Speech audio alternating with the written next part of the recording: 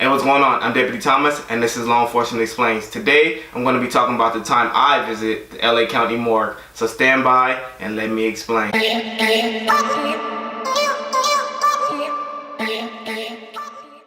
I just want you guys to know this video is going to kind of be a little graphic because I'm showing videos from a different YouTube channel. And it's going to show dead bodies. So if you have any kids in the room, or maybe a kid's going to walk in the room, please close the door, or tell them not to come in, because I don't want them to scare them. And if you don't want to see that kind of stuff yourself, please do not watch this video, because it's not for everybody. As a cop, you have to deal with stuff that the normal society doesn't deal with on a daily basis. You have to deal with dead bodies. And one of the ways that I prepare myself before I went to patrol was to go visit the LA County Morgue, which is one of the largest morgues I believe in the United States. So when I worked in custody, I had a partner that worked in the morgue before he became a deputy, and one day he said, hey, let's go visit the morgue. So I'm not thinking nothing of it. So after shift, we go to the morgue. So as we go to the morgue, we sign in. We're still outside the morgue, so we sign in, and then as we enter the morgue, we're like in this little room. So we enter that room, and then they kind of describing what's going on. Your body comes in here onto this scale. It's placed on a cold stainless steel table. Put on this scale, weighed. From there, we're going to measure you, see how tall you are. What we're trying to do now is just gather information. We'll be checking color of hair, eyes, facial hair, different things like that to put on your card over here. So after that, they issue a little doctor's mask to keep the smell out. My partner, they're like, oh no, I don't need a mask. So me trying to be tough, I'm like, oh, I don't need a mask. So we walk in the door, and it's like, oh my gosh, this smell was the worst smell ever. So we walk in there, and then like I said, I still was trying to be tough because everybody else didn't have a mask on. So we just walk in, and it's like 5 racks of deceased people on each side, and it just keeps going and going. So we walk in there, and they're like in these plastic bags, like the see-through plastic bags.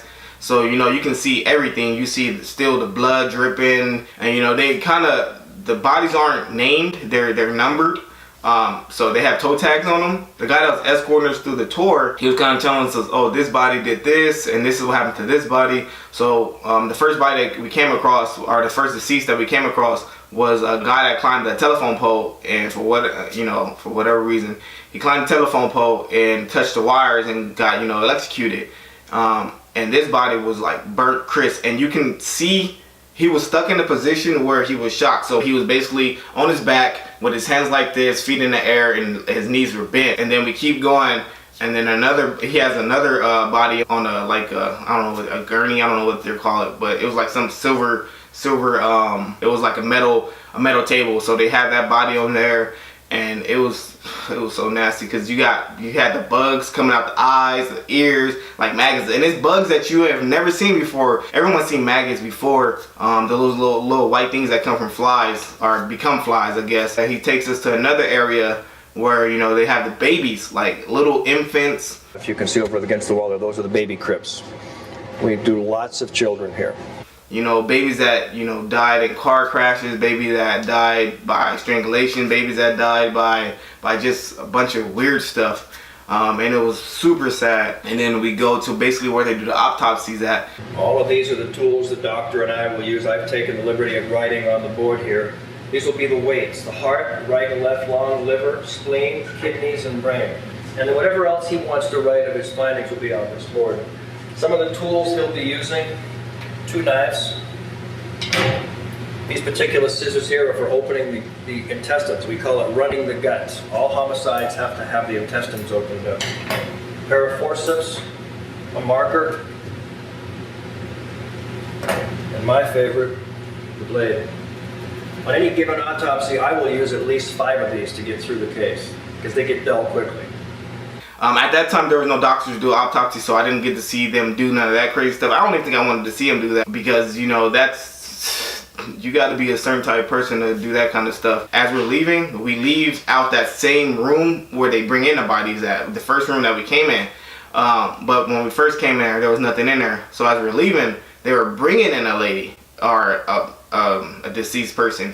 Later on I found out she was a lady. So they bring her in. She's covered up in the plastic, and they were like, hey, do you want to see her? I didn't want to seem like I couldn't handle it, so I was like, sure.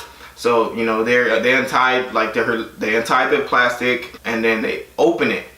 And I'm like, oh, this isn't, you know, I don't smell anything, because she was decomposed. You can tell she was decomposed because I guess she died in her house and she wasn't found until like maybe a week or 2 weeks.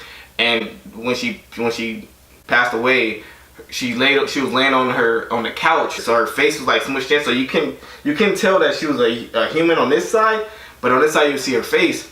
And because she was laying on this side, and it was weird. So you know, they unwrap her and they were like, "You don't smell anything yet?" I was like, "Nah."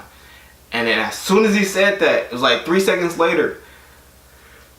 I can't even explain it, guys. It's like I said, it's not a dog smell. It's like it's gonna be the worst smell you smell in your life. And when you have your first, you know, week-long body that's just been sitting there.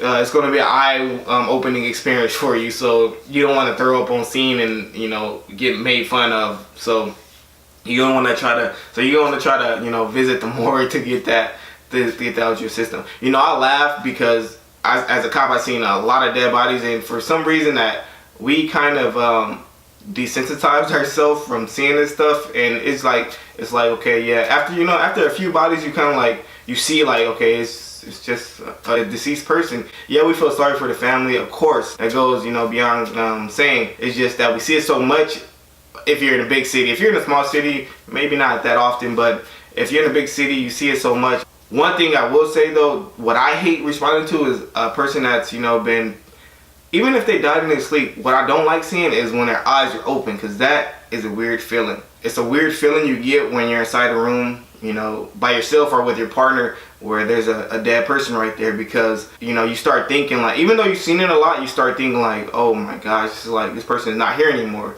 Oh, and also, I'm gonna link down a video of the LA County Morgue, it's like a whole walkthrough of the LA County Morgue. It's a little weird. The title's weird of the video, but it's a good video for you guys to see, you know, and it shows super graphic stuff. So if you're not up to that, do not watch it, please. If you like this video, give me a thumbs up. And if you haven't already, consider subscribing, and I'll see you on the next call.